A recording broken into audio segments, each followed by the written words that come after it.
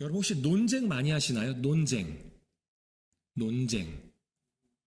예. 논쟁이라고 하니까 너무 좀 고급스러운 단어 같죠? 예, 쉽게 말해서 말다툼, 말싸움. 하셔요, 안 하셔요? 예, 안 할 수가 없습니다. 내 생각과 내 경험, 내 지식은 옳고, 그리고 타인의 생각이 다른 게 아니라 틀렸다고 생각되면 우리는 논쟁합니다. 왜냐? 내가 옳은 것을 말해주고 싶거든요. 그래서 그 옳음을 그 사람의 입에서 고백하게 만들고 싶거든요.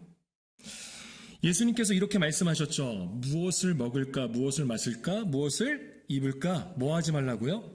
염려하지 말라고 했습니다. 그런데 우리는 우리가 먹고 마시고 입을 것에 대해서 굉장히 많은 논쟁을 합니다.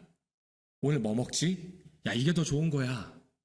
먹을 것 가지고도 논쟁을 해요. 여러분, 김치찌개가 맛있습니까? 된장찌개가 맛있습니까? 이거 오늘 예배 안 끝납니다, 이러면. 이걸로 논쟁하면 안 끝납니다. 예. 어떤 분은 김치찌개가 더 좋을 수도 있어요. 맛있고, 맞죠? 예, 특히 오늘 같은 이렇게 차가운 날씨, 추운 날씨에는 예, 김치찌개가 더 맛있지. 또 어떤 분은 너무 자극적이야. 그래도 된장찌개지. 두부 넣어서 끓이면 얼마나 맛있는데? 라고 하는 사람이 있을 수 있습니다. 어떤 분은 어제 김치찌개를 먹었기 때문에 오늘 된장찌개가 더 맛있을 수도 있고요. 다 다릅니다. 몰라요. 그런데 우리 이런 거 가지고 굉장한 논쟁을 한다는 거죠. 집에서 배달 음식을 시켜도 엄청난 논쟁을 하잖아요. 스스로 논쟁을 하죠. 어디 게 맛있을까? 여기 치킨이 맛있나? 저기 치킨 아니야. 여기 게 여기 더 맛있어. 혼자 엄청난 논쟁을 하기도 합니다. 미국의 정치인이었던 벤자민 프랭클린이라는 사람이 있습니다. 벤자민 프랭클린. 이 사람은요, 미국의 건국의 아버지들 중 한 명으로 통합니다. 아마 우리에게는 익숙한 것이 있어요. 뭐냐면 $100짜리 지폐에 이 사람의 얼굴이 그려져 있어요. 예, 벤자민 프랭클린입니다. 이 사람은 대통령도 아닙니다. 그런데 그만큼 영향력 있는 정치인이었다라는 거죠. 벤자민 프랭클린은 이렇게 말했습니다. 논쟁하고 지지 않으려 애쓰고 반박을 하면 때로는 승리를 얻을 수도 있다. 하지만 상대방의 호의를 얻지 못한다면 그것은 공허한 승리에 불과하다. 많은 말을 해서 또는 내가 논리적이고 타인의 실수를 적나라하게 지적해서 승리를 얻은 것 같지만 사실 그런 논쟁에서 승리는 공허한 승리밖에 되지 않는다는 거예요. 실제로 그런 거 경험해 본 적 있지 않나요? 논쟁을 막 펼쳐서 진짜 내 말에 굴복을 했어요. 이긴 것 같아. 그리고 나서 돌아섰는데 집에 오면서 마음이 찜찜해요. 뭐지 이 찜찜한? 분명히 내가 이겼는데, 말로써 이겼는데? 라는 거죠. 오히려 상대방으로 하여금 내가 주장한 것을 인정하기보다 본인이 주장했던 것을 더 강하게 붙들게 만드는 원인이 되기도 한다는 거예요. 자녀들을 훈육할 때 그런 경우 있죠. 내 말이 맞아. 내 말이 옳아. 그래서 자녀를 막 훈육하는데 나중에 자녀가 알았대요. 그런데 봤더니 아니야. 행동은 그게 아니야. 오히려 자신이 원했던 길로 더 나아갑니다. 더 맹신하는 거예요. 최초로 자기계발서를 만들어낸 데일 카네기는 사람을 설득하는 12가지 방법, 사람을 설득하는 12가지 방법을 소개하면서 그 첫 번째로 소개한다는 건 그만큼 중요하다는 거겠죠. 사람을 설득할 때 가장 중요한 것은 이거라고 합니다. 논쟁에서 이기는 방법은 세상에 단 하나밖에 없습니다. 라고 해요. 논쟁에서 이기는 방법은 세상에서 단 하나밖에 없습니다. 하면서 이렇게 말합니다.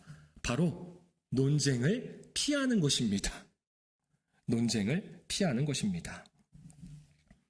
오늘 본문에 보면 율법에 대해 배울 만큼 배운 바리새인, 그리고 유대인의 지도자, 유대인들로부터 인지도를 받고 있는 그러한 니고데모가 예수님을 찾아왔습니다. 오늘 본문을 잘못 보면요, 논쟁을 펼치러 온 것처럼 보여질 수 있어요. 니고데모가 예수님과 논쟁을 펼쳐서 마치 내 생각이 맞다, 내가 지금까지 배운 행한 율법이 맞다라는 것을 증명하는 것은 아닐까라고 생각할 수 있습니다. 만약 배울 만큼 배우고 인지도가 있던 니고데모가 예수님과 논쟁을 해서 이기려고 했다면 그는 밤에 찾아오지 않았을 거예요. 낮에 사람들이 가장 많을 때 찾아왔을 겁니다. 그래서 사람들로 하여금 예수님을 논쟁에서 이기는 모습을 보였겠죠. 그는 배웠지만, 인지도도 있지만, 궁금하면서도 오랜 종교생활 속에서도 채워지지 않았던 공허함과 갈급함을 가지고 그렇게 예수님을 찾아왔던 것입니다. 그런 니고데모를 예수님은, 야, 너는 율법 선생이면서 이런 거밖에 모르냐? 너네들은 벌 받아야 돼. 너네들은 수준이 이거밖에 안 돼. 라고 하신 게 아니라 예수님은 그런 니고데모를 사랑하셨습니다.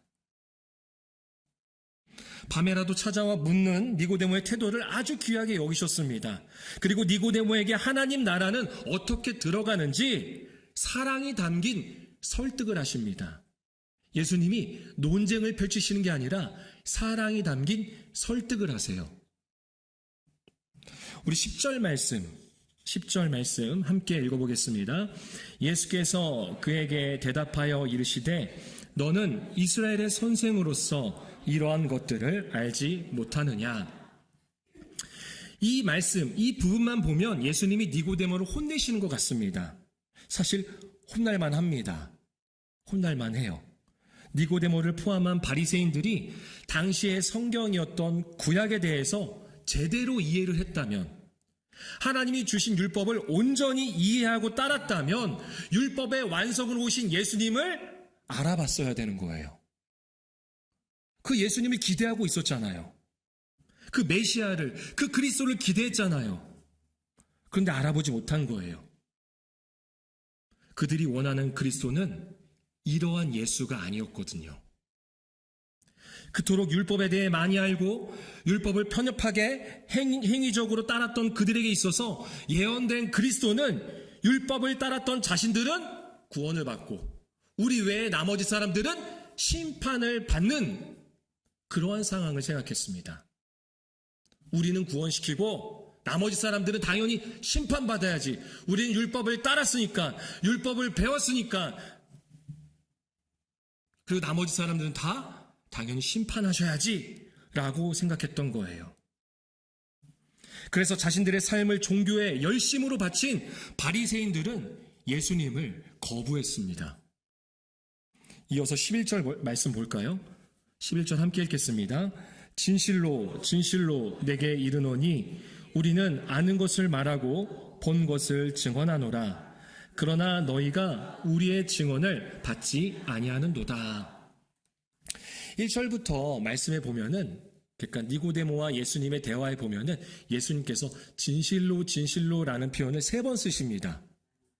진실로 진실로라는 말이 뭘까요? 우리 이런 말 잘 안 쓰잖아요. 맞죠?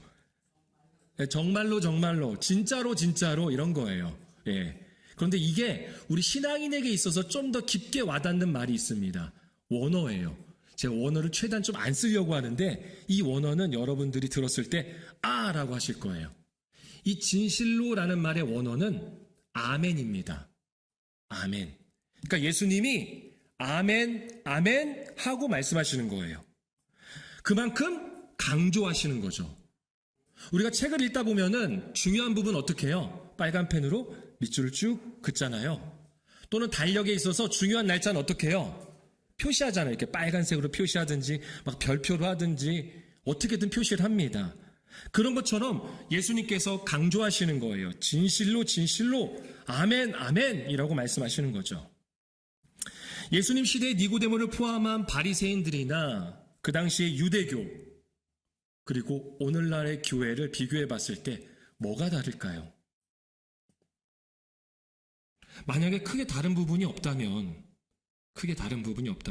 다시 말해서 여기 있는 우리만 구원받고 오늘 교회 안 오고 예배 안 드리고 예수님 모르고 살아간다면 당연히 심판받아야지, 빨리 예수님 오셔서 저들을 심판했으면 좋겠다 라고 한다면 그 당시의 바리새인과 유대교와 다를 바가 없다라는 거예요.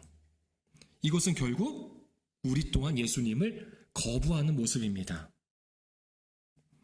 내가 기대하고 원하는 예수님은 누구입니까? 나뿐만이 아니라 내가 좋아하는 사람이 있으면 또 어떤 사람도 있어요? 내가 싫어하는 사람까지도, 또 나와 논쟁했던 사람까지도 구원하시는 예수님을 여러분은 받아들일 수 있습니까? 그러한 예수님을 영접하실 수 있습니까? 그렇지 않다면 우리는 그 예수님을 거부하는 겁니다. 오늘 만약 이 자리에 예수님이 오신다면 우리 교회는, 나는 그 예수님을 영접하시겠습니까? 아니면 논쟁하시겠습니까? 예수님, 이건 아니잖아요. 내가 얼마나 노력했는데, 얼마나 예배를 드렸는데, 내가 직분 받아서 얼마나 헌신했는데, 희생했는데, 저 사람은 나랑 다른데 당연히 심판받아야죠. 저 사람 나한테 얼마나 많은 해를 끼쳤는데요. 저는 많이 노력하고 열심히 했으니까 구원받고 저 사람은 심판받아야 합니다. 라고 논쟁할 수 있다는 거죠. 우리 교회와 나는 오늘 예수님이 오신다면 거부할까요? 아니면 주인으로 받아들일까요? 우리 한번 깊게 생각해 봐야 합니다. 그리고 나서 예수님은 하나님의 일에 대해서 소개하십니다. 하나님이 이제 하실 일에 대해서 이제 본격적으로 예수님이 하시고자 싶은 말씀을 전하시는 거예요. 우리 같이 12절과 13절 말씀 같이 한번 읽어보겠습니다. 내가 땅의 일을 말하여도 너희가 믿지 아니하거든. 하물며 하늘의 일을 말하면 어떻게 믿겠느냐? 하늘에서 내려온 자 곧 인자 외에는 하늘에 올라간 자가 없느니라. 아멘. 예수님은 하늘에서 내려온 자이십니다. 그리고 하늘로 올라갈 자이십니다. 이 말은 뭐냐면 하늘과 땅의 중보자가 되신다는 거예요. 하늘과 땅이라는 것은 결국 하나님과 사람, 인간의 중보자가 되신다라는 거죠. 그러한 존재로 예수님이 오셨다라는 겁니다. 그러면서 이어서 예수님께서 니고데모가 이해하기 좋게 구약의 이야기를 들어서 이제 설득을 하시는 거예요. 우리 같이 14절과 15절, 14절, 15절 함께 읽겠습니다.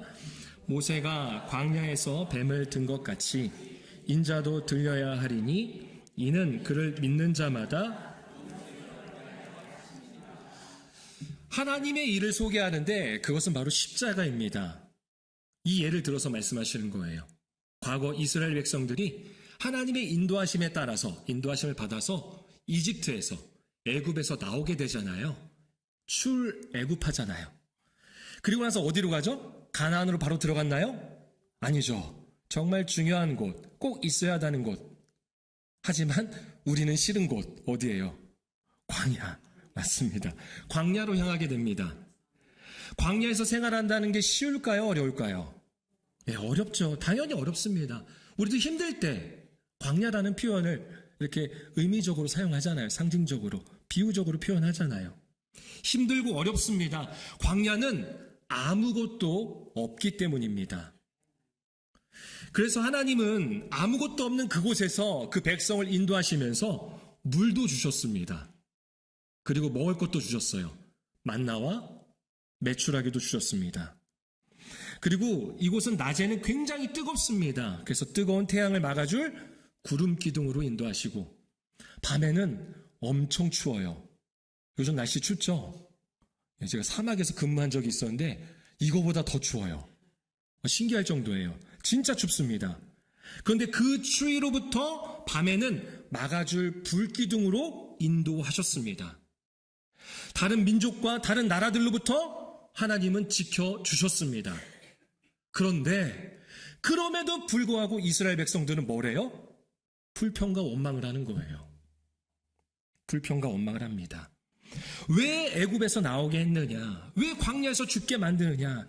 이게 너가 말한, 모세 너가 말한 구원이냐? 라고 하면서 하나님이 세우신 지도자 모세에게 불평과 원망을 막 쏟아냅니다. 누가 화가 났을까요? 하나님이 화가 나셨어요. 그래서 하나님이 이 백성들을 심판하시려고 무엇을 보내죠? 무엇을 보내요? 죽게 하려고 뱀, 어떤 뱀? 불뱀을 보내십니다. 불뱀이 정확히 어떤 뱀인지 모르겠어요. 중요한 거는 불뱀에 물리면 죽는다예요. 불뱀에 물리면 죽는다. 사람들이 그렇게 불뱀에 물려서 막 죽어가고 있습니다. 이때 모세는 역시나 백성들의 지도자입니다. 하나님께 백성들을 살려달라고 간청을 하죠. 그러자 모세의 간청을 들으시고 하나님은 뜻을 돌이키십니다. 그리고 구원의 방법을 주세요. 구원의 방법, 살아남을 수 있는 유일한 방법을 주셔요. 그것이 무엇이냐? 놋뱀을 만들어서 장대에 매달고 그 놋뱀을 바라보는 사람은 산다는 거예요. 놋뱀을 바라보는 사람, 장대에 걸린 놋뱀을 바라보는 사람은 다 살 것이라는 거죠. 예수님이 이 이야기를 하시면서 이렇듯 모세가 광야에서 놋뱀을 든 것처럼 예수님 자신도 들려야 한다라는 겁니다. 이것은 십자가 예수님이 달리신다라는 것을 말하는 거예요. 이게 바로 하나님의 일입니다. 하늘의 일, 하나님이 하시는 일이에요. 이렇게 십자가에 달린 예수님을 믿는 자마다 영원한 생명을 얻게 됩니다. 여러분, 이게 복음입니다. 이게 복음이에요. 니고데모의 상식으로는, 그리고 당시 유대인뿐만 아니라 로마인, 더 나아가서 모든 이방인의 상식과 문화와 전통과 생각으로는 전혀 이해할 수 없는 말씀인 거죠. 아니, 신의 아들이 이곳에 와서 왜 그렇게 해?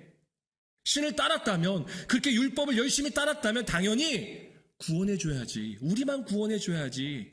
잘 살고 잘 먹게 해줘야지. 병 낫게 해줘야지. 물질이 부족하다면 그 물질 충만하게, 풍성하게 채워줘야지. 왜 그렇게 하지 않고 죽는 걸까? 왜 십자가에서 죽는 거야? 그래서 그들은 거부하는 겁니다. 예수를 거부하는 거예요. 십자가에서 죽는 예수를 거부하는 거죠.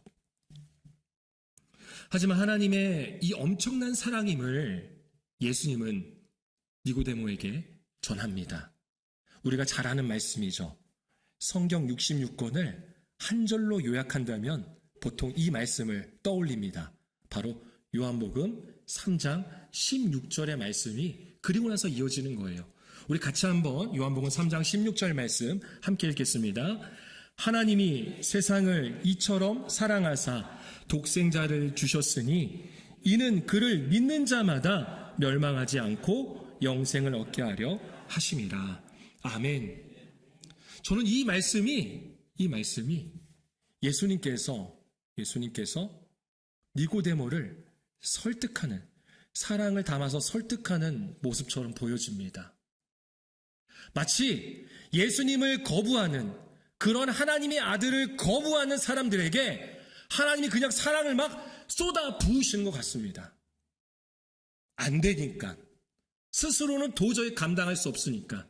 스스로는 도저히 살아남을 수 없는, 그저 광야에서 불뱀에 물려서 죽어야 될 존재, 그런 존재들이니까. 그런데 그런 존재들을 사랑하시는 거예요. 사랑하신다는 거예요. 그래서 살리시기 위해서 하나뿐인 독생자 예수 그리스도를 이 땅 가운데 보내신 거죠. 예수님께서 니고데모에게 첫 번째 하셨던 말씀은 바로 이거였습니다. 거듭나야지만이 하나님의 나라를 볼 수 있고 들어갈 수 있다는 거예요. 그 거듭남이 무엇이냐? 결국 십자가에서 죽은 예수를 믿는 것입니다. 그렇게 될 때 하나님의 나라에 들어가는 거예요. 그것을 요한은 이 단어로 표현합니다. 영생이라고. 영생.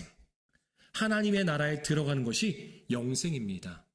그리고 이 영생이라는 단어를 한 가지 또 단어를 써서 묘사합니다. 우리 이어서 17절 말씀 같이 읽어보겠습니다. 하나님이 그 아들을 세상에 보내신 것은 세상을 심판하려 하심이 아니요 그로 말미암아 세상이 구원을 받게 하려 하심이라. 아멘. 하나님이 그토록 사랑하는 아들을 이 땅 가운데 보내신 것은 누군가를 심판하기 위함이 아니라 뭐라고요? 이 세상을, 다시 말해 세상에 있는 사람들을 구원하시기 위해서, 영원한 생명을 주시기 위해서 하나님 나라에 들어와서 영원히 하나님과 함께 살기를 원해서 하나님의 아들을 주신 것입니다. 그 귀한 존재들이 지금 여러분 앞뒤 좌우에 있지 않습니까? 그리고 아직도 세상 가운데 있지 않습니까? 그렇다면 우리는 그들을 심판이나 정죄할 수 없는 거예요. 우리 이어서 19절, 20절 말씀 두 절 함께 읽겠습니다. 그 정죄는 이것이니 곧 빛이 세상에 왔으되 사람들이 자기 행위가 악함으로 빛보다 어둠을 더 사랑한 것이니라.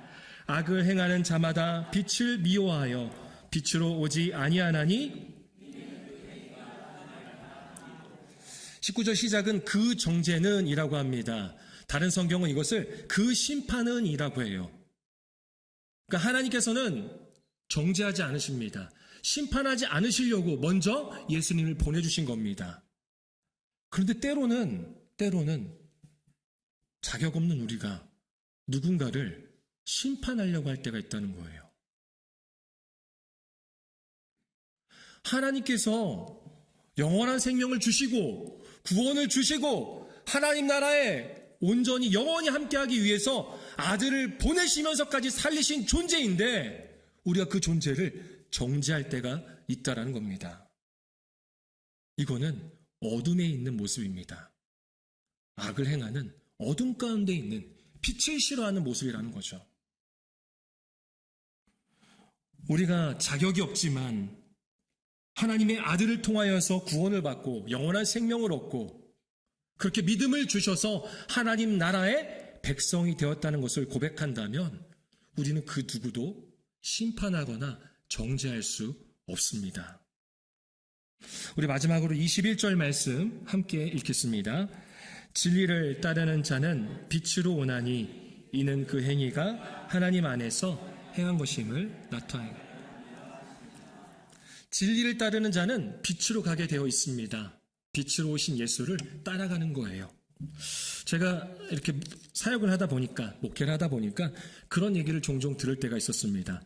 목사님, 저 사람이요, 이렇게 해서요, 이건 아니죠. 그리스도인이 되기 전에 사람이 먼저 돼야 되는 거 아닙니까? 맞아요, 틀려요? 예수 믿기 전에 그래도 사람이 먼저 돼야죠. 라는 거예요. 맞는 말일까요? 틀린 말일까요? 사람이 먼저 돼야 된다. 제가 굳이 그분 앞에서 논쟁을 하지 않았습니다. 피했습니다, 저는. 그런데 속으로는 말했습니다.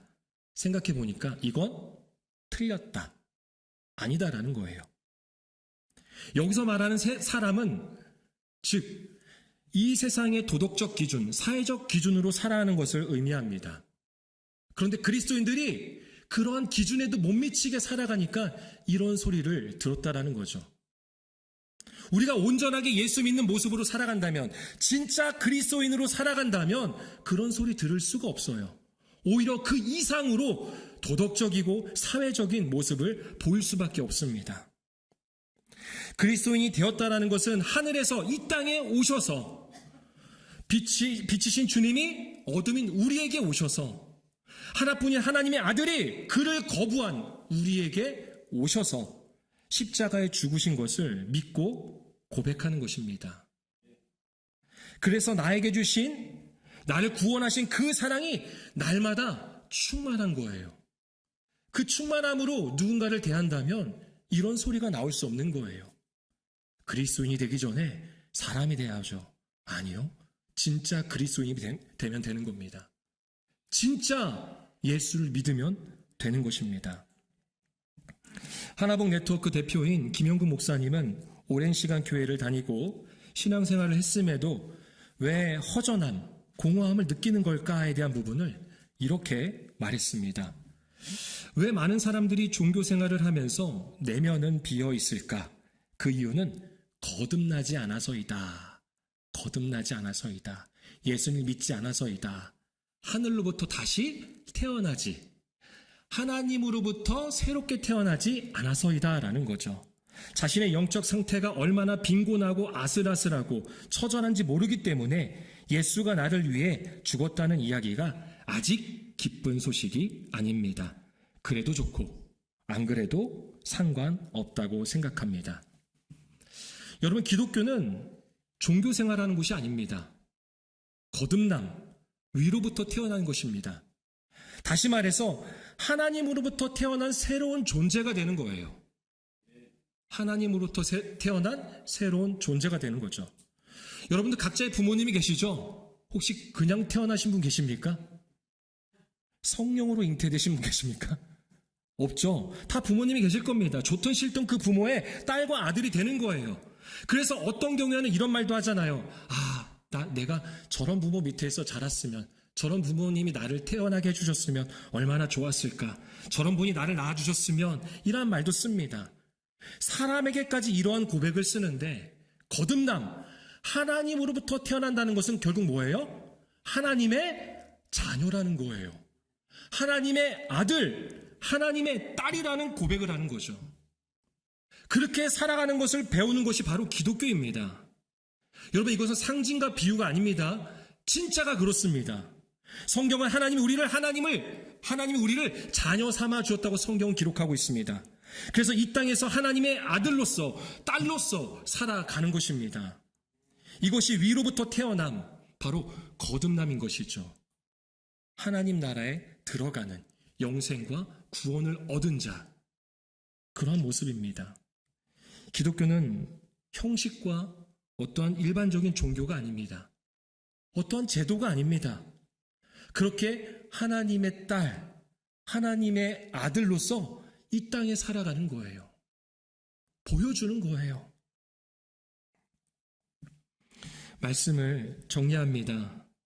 요한복음 7장에서는요, 이 니고데모가 예수님에 대한 논쟁을 신중하게 해달라고 요청을 합니다.